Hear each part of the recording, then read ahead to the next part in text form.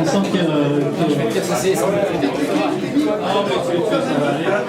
fait, Christophe, toi qui es coach, justement, comment tu imagines les entraînements avec la montre? Est-ce que ça va pouvoir apporter aux gens qui s'entraînent tout seuls, aux gens qui sont avec un coach? Qu'est-ce qu'on mesure et comment tu vois ça? Déjà, clairement, s'il vous plaît. une montre. Merci. Ce que je veux dire, c'est que, bien sûr, il y a une évolution dans les montres, mais une montre, c'est un objet qui est vraiment personnel. En plus, lorsqu'on le retrouve, c'est le seul repère qu'on a. Donc, c'est vrai que l'être humain, sans faire un cours, mais il repose quand même sur, il est bien placé pour savoir, sur les muscles, la respiration, mais aussi les émotions. Lorsqu'on a un objet qui est sympa, c'est toujours mieux que quelque chose de complexe. Il y a des gens qui préfèrent toujours s'embêter la vie à travailler avec une montre plutôt que de passer du temps dans leur vraie passion. Moi, ma vraie passion, c'est quand même plus de courir que de galérer avec une montre. Donc la montre, c'est juste un outil qui me permet de m'adonner ma passion. Donc voilà, cette montre, elle est bien faite en ce sens, c'est-à-dire que c'est vraiment une montre que lorsqu'on la met, elle est très ludique, elle est agréable, elle est vraiment légère par rapport à tout ce qui se fait. Et on a l'essentiel au niveau des écrans, on peut les paramétrer les écrans, c'est-à-dire qu'en fait l'écran est en gros divisé en trois. On peut mettre une donnée sur la gauche, en haut à gauche, à droite, et une centrale. Donc, ce qui fait que lorsqu'on court, pour peu qu'on ait envie d'avoir le temps, les distances et éventuellement l'allure en centre, ça suffit largement. Voilà. Et en fait, cette montre, elle est vraiment destinée à la personne qui fait ses premiers mois de course à pied et qui a juste besoin de savoir les distances qu'elle a parcourues et éventuellement utiliser un fréquence-mètre pour rester dans un canal bien précis. Mais elle peut être... moi, ce soir, j'avais un entraînement avec des journalistes qui on prépare les 20 km de Paris.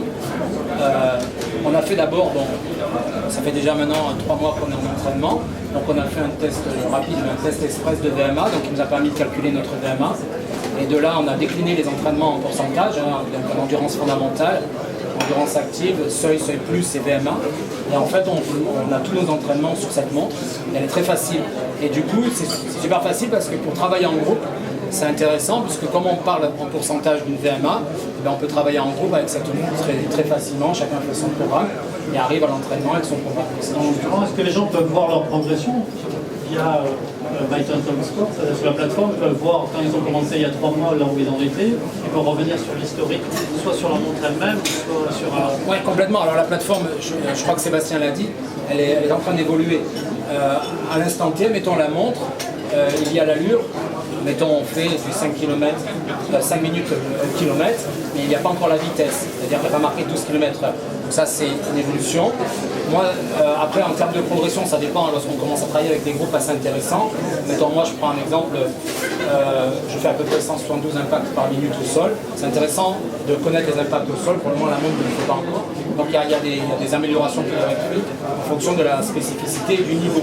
Mais aujourd'hui, cette montre, elle a un spectre assez large parce que ça va vraiment du débutant à vraiment l'athlète confirmé. Après, il est clair que, moi, mettons, je fais le marathon des sables, c'est clair que par rapport à la batterie, tout ça, c'est pas encore adapté, mais c'est pas le but. C'est vraiment pas le but. C'est pour ça que c'est une montre qui est vraiment à la fois ciblée et très large sur la clientèle, parce que tout le monde peut l'utiliser, du simple jogger de dimanche jusqu'à la tête de haut niveau. Elle est vraiment bien faite. Et puis moi, ce que j'aime bien, c'est la notion de... C'est vrai qu'on travaille tout le temps sur les ordinateurs avec des souris et tout. J'aime bien, en fait, ça c'est un joystick, en fait. C'est un joystick à part entière. Donc voilà, avec ce joystick, c'est assez sympa parce que ça permet rapidement de se dépasser tout. Ça évite les retours menus, les ci, les là, les va-et-vient pour rien. Enfin, en tout cas, bon, c'est vrai que moi, ma philosophie, c'est plutôt un outil qui est à ma disposition que moi qui dois faire fonctionner l'outil pour après faire ma passion. J'aime bien garder le... Justement, tes élèves, j'imagine qu'ils étaient équipés, c'est-à-dire les journalistes que tu as vus, ils ont eu un bon accueil, tout le monde a compris tout de suite.